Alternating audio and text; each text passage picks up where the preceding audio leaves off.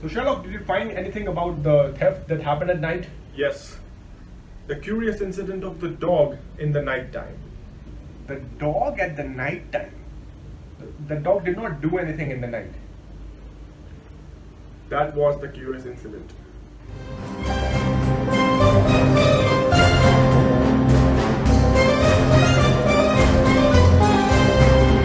What's up everybody, Sat Sri Akal. This is your host Samarth, Kagdiyal. So for the past many days I have been reading this book, Sherlock Holmes, the short stories of Sherlock Holmes. Isliye I am in that Sherlock mode, and which is why I'm making this video.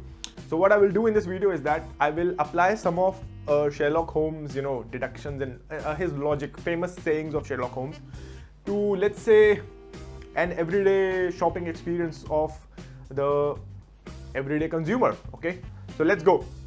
So the first product that I have here, it's Yakult, right?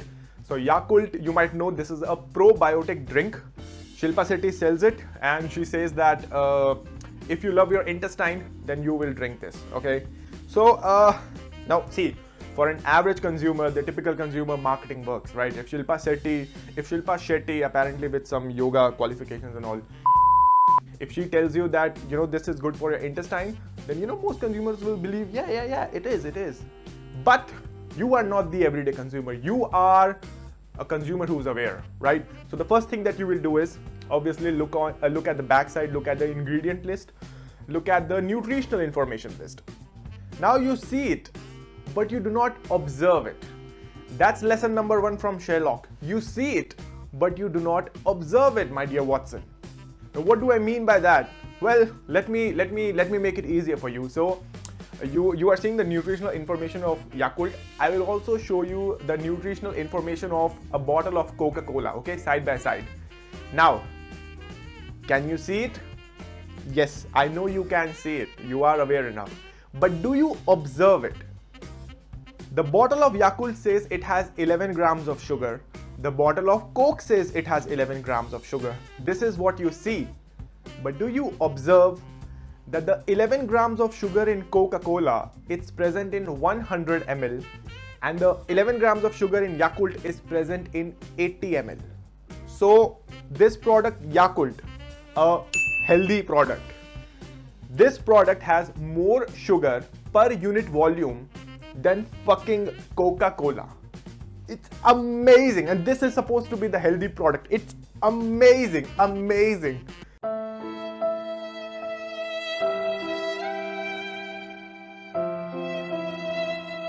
What do you think is going to happen to your sugar level, blood sugar level, and your insulin level when you take this? Yeah, exactly.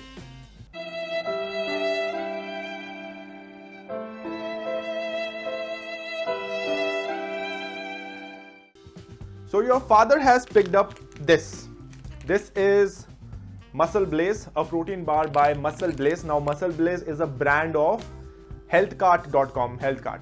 So MuscleBlaze is their brand, and this is something that this is a product that you might find in your neighborhood grocery shop. Now for a casual shopper like your father, for instance, what will he see on the cover? Why did he select this? On the cover it says protein bar, and it also says very clearly 0 added sugar. So protein bar, that's a fact. It's saying it's a fact.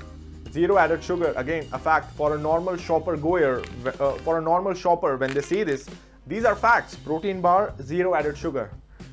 But Watson, there's one thing you always need to remember.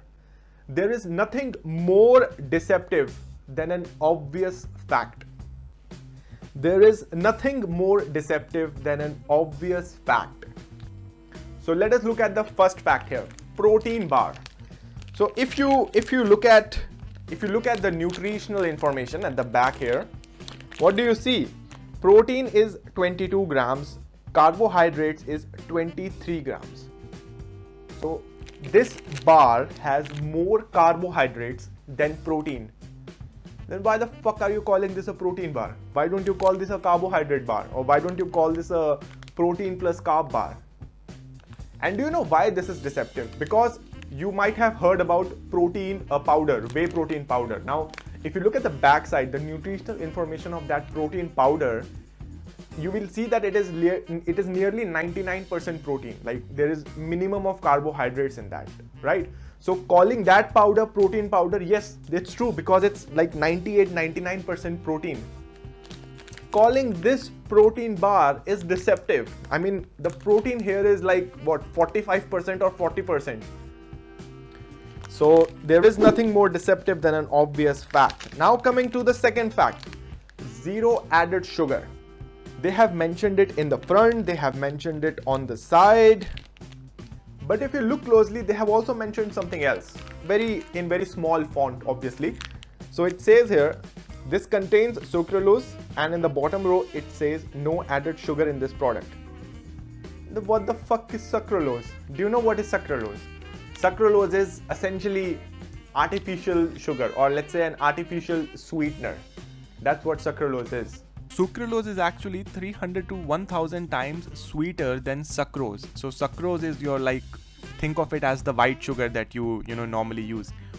And sucralose, which is present in this protein bar, it is 3 times as sweet as both aspartame and asulfame potassium. Now, these two artificial sweeteners, aspartame and asulfame potassium, these two are found in Diet Coke. So sucralose is actually 3 times sweeter than the artificial sweetener which is present in Diet Coke. And I'm not done yet. Look at the ingredient list. In the ingredient list, you will find something called fructooligosaccharides. Now, if you have studied chemistry, saccharide is a synonym for, exactly, saccharide is a synonym for sugar. So fructooligosaccharides is essentially a form of sugar, but again, the medical industry classifies it as an artificial sweetener, and it has calories. Fructooligosaccharides is not free of calories, it has calories.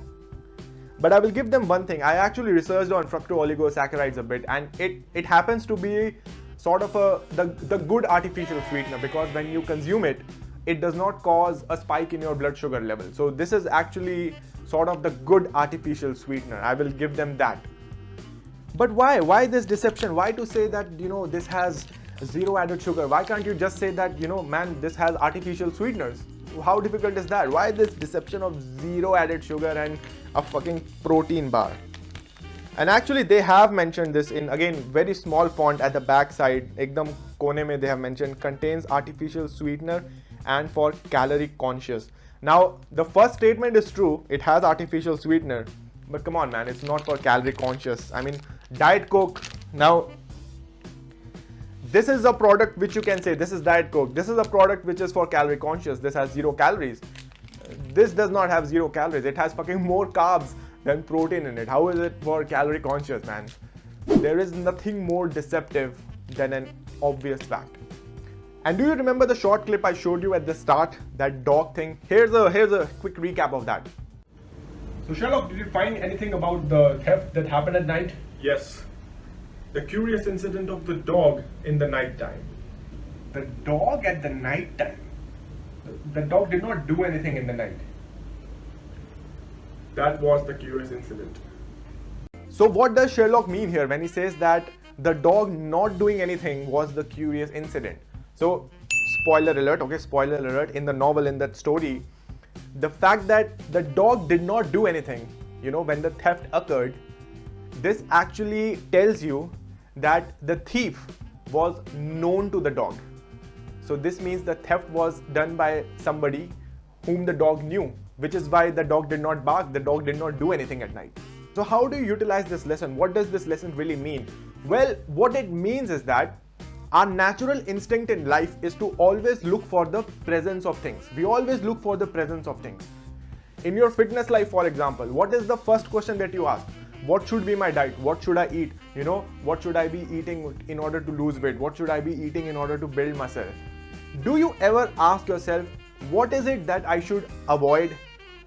The natural human instinct is to look for the presence of things, while truth is that even the absence of things is equally good. I will give you one more example. Let's talk about finance. Everyone runs about, okay, in your financial life, what do you think about, right?